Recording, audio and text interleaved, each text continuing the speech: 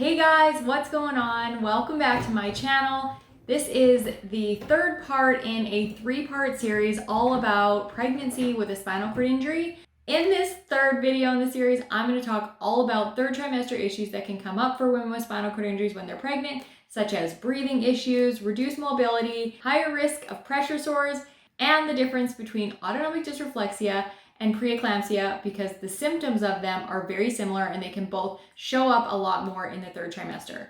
After we talk about all of those third trimester issues that come up, I'm going to jump into labor and delivery. And if you guys stick around to the very end, I have a little gift for you.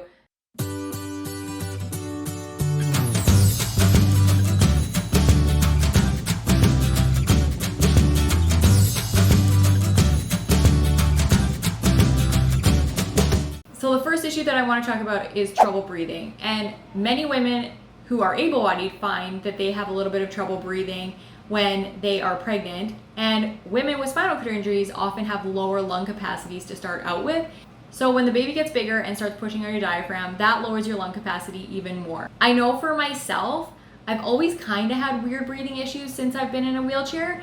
I sometimes feel like I can't take a deep breath, and I don't really feel like these problems got any worse when I was pregnant. But I wasn't very active during my pregnancy, so I didn't really test my breathing that much. I bet if I had been more active, I probably would have noticed some shortness of breath. For women that are quadriplegics especially, this might be a big concern since they definitely have lower lung capacities. So this is something to keep in mind for the third trimester. If you do have trouble breathing, it's probably normal, but you should get it checked out just in case, because I have read that some women need supplemental oxygen near the very end of their pregnancy if the breathing issues get really bothersome or their oxygen level drops enough. So make sure you talk to your doctor and make sure you're monitoring your body and just listening to what your body needs. The next issue that I want to talk about is skin issues. So there's a bunch of different reasons that your skin might be more vulnerable to pressure sores in the third trimester. One of them being just general weight gain. There's a baby in your belly, so that's going to add at least 10 pounds, including the placenta and everything. So we're just heavier. On top of the weight gain, we might also be dealing with some nutrient deficiencies while we're pregnant because, there's a baby sucking the life out of us. We also might be dealing with anemia when we're pregnant. And we have a totally different center of balance, so we might be sitting different than we normally are in our cushions. So all of these things combined just mean that our skin is at a higher risk of breakdown. We need to pay more attention to the pressure lifts that we're doing. We might need to moisturize better, make sure our skin's not getting super dry, make sure our clothes aren't super tight in areas where there is pressure. Just in general, be thinking about our skin more. I was lucky and didn't deal with any pressure sores during my pregnancies. But after my son was born and when he was only 6 months old, I got a pressure sore on my tailbone, which was super inconvenient. That is the last thing anybody needs when they're trying to take care of a newborn baby. They can be devastating to somebody's life. So it's a lot more convenient to remember to do your pressure relief during your pregnancy, and especially after your pregnancy when you have a newborn baby to look after, than it is to have to stay off your butt for most of the day. The next issue that I want to talk about is changes in mobility. So by the third trimester, and especially by the end of the third trimester, you are going to have a big belly, and that belly is going to get in the way of your transfers. It's just going to be an awkward sort of obstacle that's always in the way of things. It's going to be hard for you to get your shoes on. You're going to be heavier, so transferring is going to be more awkward, all of that stuff. So you have to make sure that you are taking some time to think about transfers, where you're transferring, and making sure that they are done safely. I know for myself, I didn't ever really lose the ability to transfer where I needed to, on and off the toilet or into the shower or anything, but I made sure, especially by the end of the third trimester, not to transfer anywhere where I wasn't super confident unless my husband was home. And so that meant having to change my bowel routine from the morning to the night so that I had more time to do it when he was at home and I didn't have to get up super early. It just takes a little bit more planning to make sure that you can maintain your safety throughout the end of your pregnancy when all of that stuff becomes a little bit more awkward. All right, so the last thing that I want to talk about for third trimester issues is preeclampsia versus autonomic dysreflexia. So they are both high blood pressure, but they are very different things and they are treated very differently. So anybody that's watching this that's in a wheelchair will know that autonomic dysreflexia is a response to uncomfortable stimuli below your level of injury where your blood pressure spikes. And to treat that, you need to remove the stimulus. And if the stimulus can't be removed, you need to medicate yourself so that your blood pressure goes down. Whereas preeclampsia is high blood pressure during pregnancy, but that's not caused by uncomfortable stimuli below your level of injury. It has nothing to do with a spinal cord injury. And so it needs to be treated very differently. And preeclampsia is very dangerous and is a life-threatening situation if it gets bad enough. So if a doctor is just treating it like it's autonomic dysreflexia, then there can be issues there. So make sure that you talk to your doctor about autonomic dysreflexia and that they know that you can have autonomic dysreflexia, and so that they know they are treating the right condition. Okay, so that's it for the third trimester issues that come up. Now we're going to jump into labor and delivery for women with spinal cord injuries. The first thing that I want to talk about is birth options. So this is one of the most common questions that I get asked is, how did I have kids? Can I have kids? Is it possible to have kids with a spinal cord injury? And the answer is yes, yes, and yes. It's definitely possible to have kids, but everybody assumes, and I even assumed, that women with spinal cord injuries can't have natural births because they can't feel, they can't push, so that a natural birth just isn't an option for us. I assumed that until I had kids too, until my obstetrician told me an interesting fact, which is that oftentimes women with spinal cord injuries have faster natural births, vaginal births, than able-bodied women, because able-bodied women are often fighting the birthing process because they're in so much pain and their muscles are so tense, so their contractions aren't as effective. And so women with spinal cord injuries, because they're not in pain, the rest of their muscles aren't tense and they're not fighting the birthing process, so their contractions can be more effective, which is super interesting and totally counterintuitive, but super cool at the same time. So yes, women with spinal cord injuries can have babies and we can have vaginal births, and that is actually the preferred option. So birthing options are exactly the same for women with spinal cord injuries as they are for able-bodied women. So for myself, I chose a C-section, and my doctor let me choose a C-section, which I think was a little bit more okay back then because doctors didn't know as much. But I chose a C-section just because my mom didn't really dilate properly, and she had to have an emergency C-section with my sister, and then she had C-sections with the rest of us. And my sister didn't really dilate well either, so she had to have an emergency C-section. So I just didn't want to chance it if there was something, common between all of us and have to have an emergency C-section in the end. So I just chose a C-section right from the beginning. And yet, like I said, my doctor let me choose that. She didn't encourage me otherwise. And she said, that was totally fine. I think in hindsight, I wish she would have encouraged me to do a vaginal birth just because it's easier on our body. I didn't really need to have a surgery if the vaginal birth would have been successful. So I had 2 surgeries that I'm not entirely sure I really needed. But, I didn't really know back then. So that's what I had for my birth options. I will get into a little bit more about the actual experience that I had with the births of my kids in a few minutes. But first, I want to talk about recognizing signs of labor. So most women with spinal cord injuries won't be able to feel the pain of the contractions, and so recognizing signs of labor can be a little bit tricky. I know this was one of my biggest fears when I was pregnant, is how in the heck am I going to know if I go into labor? And it is a big concern for doctors too, just because it is dangerous if you are at home and you're having an emergency and you don't even know that you're in labor. So I know some doctors even prefer to induce women with spinal cord injuries early just so that they don't have to worry about them going into labor. But many of us do go into labor, and I actually did. So recognizing the signs of labor is important because you can go into labor early, and if the doctor's only inducing you 2 weeks before, there's a whole bunch of women that go into labor a lot earlier than that. So it's good to kind of have an idea of what things to watch for.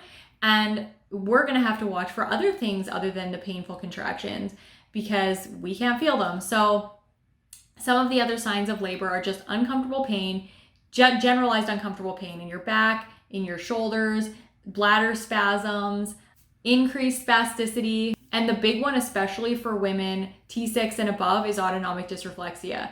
Paying close attention to your body in the third trimester is really important because you don't want to miss going into labor. I went into labor with my daughter 5 weeks early. I started getting this weird tensing in my stomach. I didn't really know what it was, and I sort of was used to Braxton Hicks, so I thought it was that, but this was just really intense pressure in my stomach and my abdomen, and I could feel my muscles in my stomach flexing. So I knew that contractions could cause autonomic dysreflexia. So I started checking my blood pressure, and sure enough, every time my stomach would have one of these weird flexing things, my blood pressure would go up. And so that's when I was kind of this is something I should probably get checked out.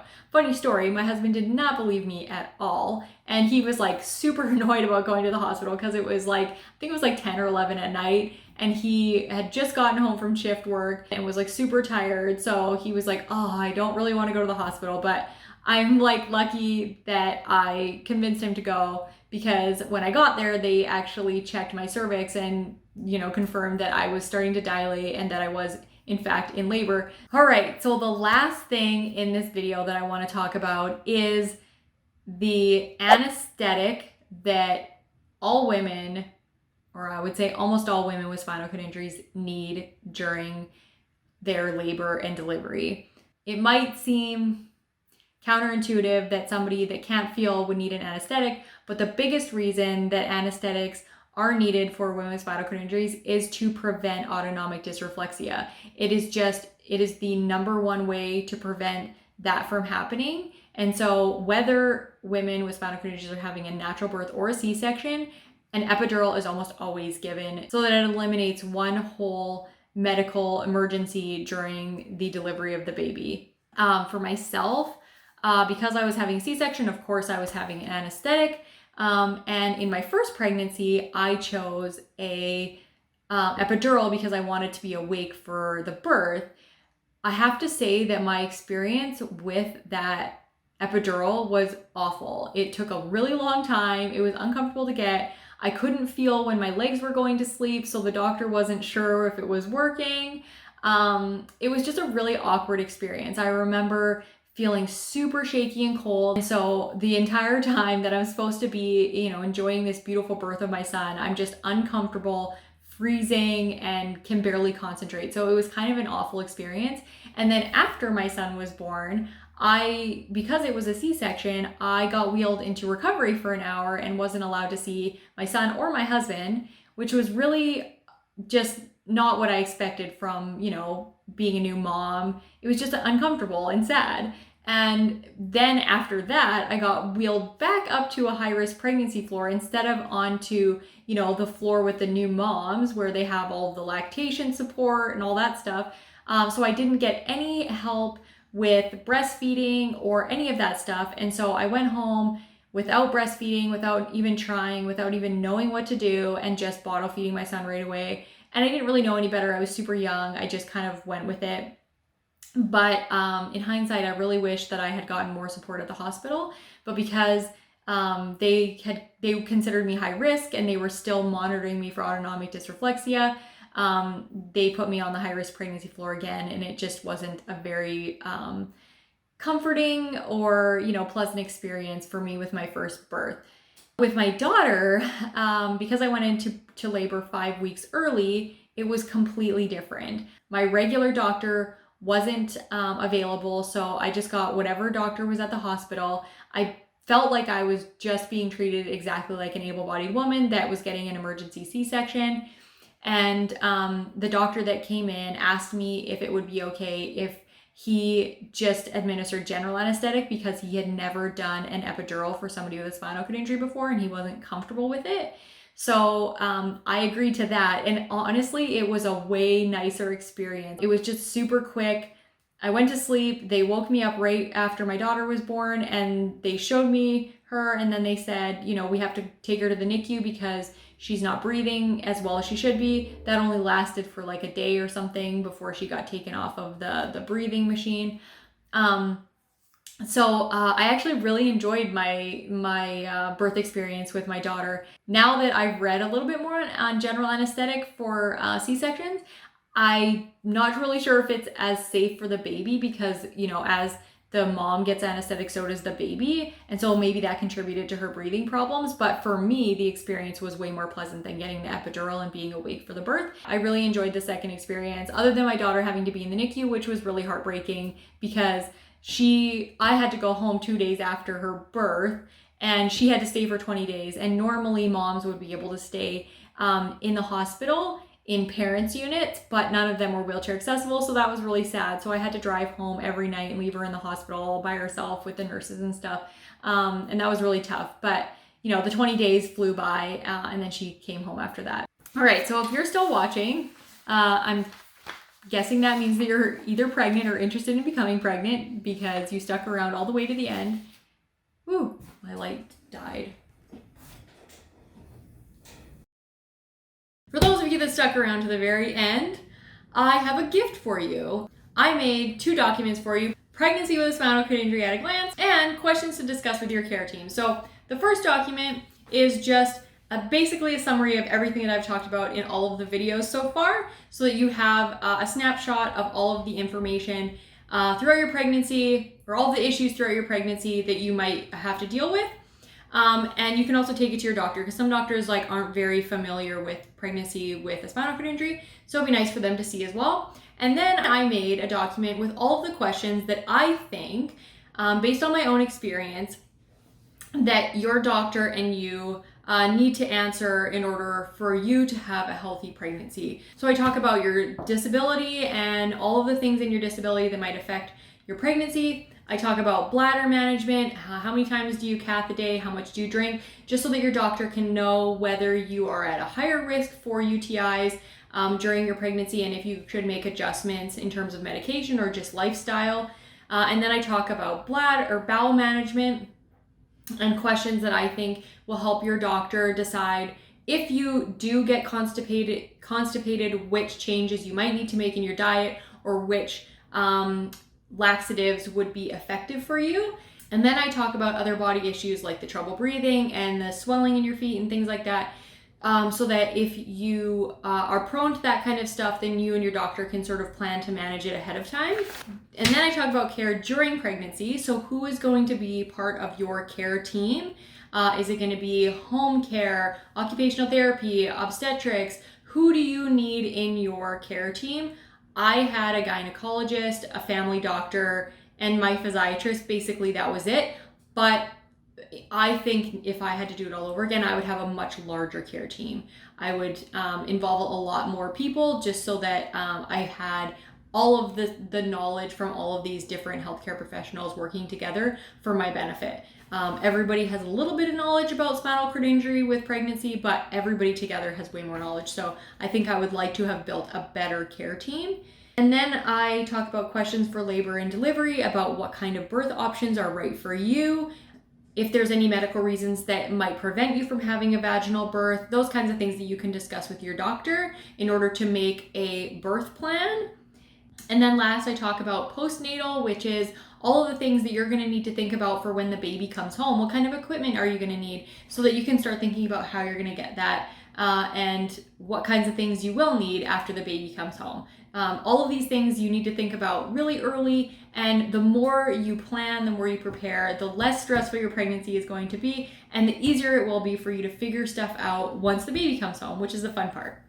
I'll put a link for those documents in the description below, as well as all of the blog posts that I did to accompany all of these videos. I also put a whole bunch of helpful resources for pregnancy with disability in the description below.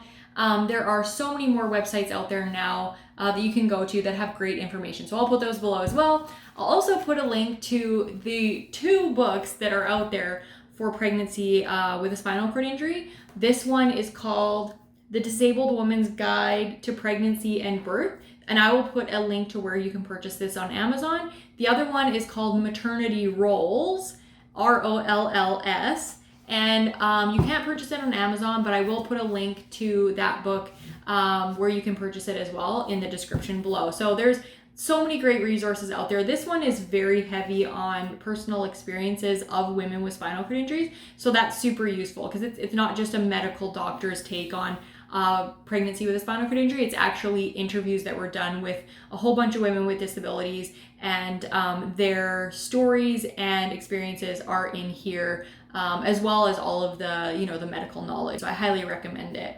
If you found this video helpful, please smash that like button. And if you have any questions, please leave them in the comments below and I will do my best to answer them. This whole month, I'm going to continue with the parenting things. Next week, I'm going to be talking all about accessible cribs. And then the week after that, I'll be talking about tips for caring for an infant. And then the week after that, I'll be talking about parenting hacks when you are in a wheelchair. So stay tuned for all of those videos. That's it for this one though, guys. Thank you so much for watching, and I will catch you real soon on the next one. Bye.